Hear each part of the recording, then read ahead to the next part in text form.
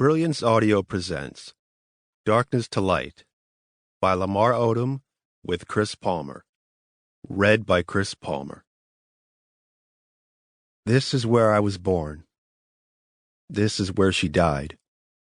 I can close my eyes and still see it. It's cold outside.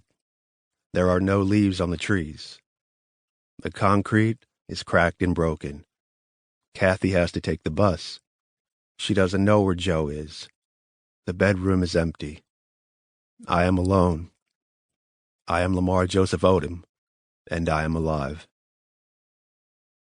I was born in the autumn of her 23rd year. She had always wanted a child, a boy who would grow to be handsome and tall. When she got pregnant, she was living with her mother in an upstairs bedroom and working for the New York City Department of Transportation in Queens. Joseph Odom was a charismatic Vietnam War vet who worked as a janitor in the Woodside Houses projects in Queens. My mother was visiting a friend there when Joe first noticed her and won her over with his good looks and an easy brand of charm. She liked his smile. He liked her round, pretty eyes. He was 23. She was 21 and just finding her way in the world. Shortly after their first encounter, Kathy Mercer, tall, lithe, and beautiful, was walking by Woodside when Joe saw her again. He was cutting the grass, and his boots were stained green. He shut off the mower and met her at the sidewalk. "What's up, Slim?" he said. That's what he would call her, a cute nickname to break the ice and set him apart from other guys. "Nothing. Just trying to get home," Kathy replied. "But I don't have a token." She needed to jump on the 7 train. Joe had but one subway token in his pocket. He needed it to get home. "Take mine," he said. He reached in his pocket and placed the token in her palm. Kathy smiled and gave him her number. "You gonna call me, right?" she asked. "I got the number memorized." My father walked the 72 blocks home. He repeated her phone number the whole way. That token, something so small, yet quintessentially New York, is the beginning of my story. Joe grew up in Williamsburg, Brooklyn, long before the hipsters invaded. We was on the block, my dad told me years later. We had to do it for ourselves. It wasn't pretty like it is now. We had drugs and temptation. We were young and innocent. Our lives were at stake. My dad first tasted marijuana at 14.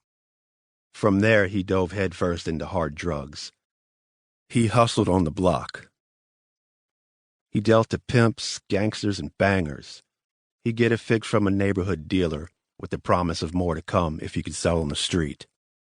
He often found himself holed up in an abandoned building getting high. His parents were furious when he dropped out of high school his sophomore year.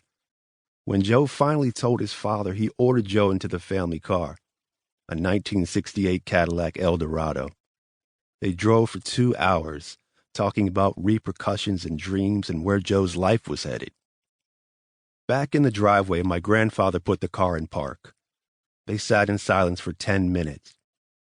He looked at Joe and saw himself in the youngest of his 5 children. This boy, who was bright and tall and strong, began to cry. "I'm a drug addict," Joe said. "I know, son," said his father. The next day, my dad enlisted in the Army. There was a recruitment office near their apartment. 2 weeks later, he was shipped to Fort Dix in New Jersey to begin his military training. Shortly after, he was deployed to Saigon. He reached the rank of E-4 specialist and trained with M16s. The experiences in a foreign land traumatized him. He returned to Brooklyn a broken man. He was introduced to heroin in Vietnam. Many soldiers used it to deal with the stress of taking human life. It was how they coped. They were made to kill people they didn't know. They pulled the triggers and stood there as the bodies dropped. It destroyed my father psychologically.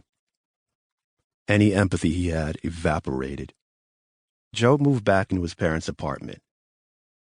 He was 22, paranoid, depressed, anxious, and without direction.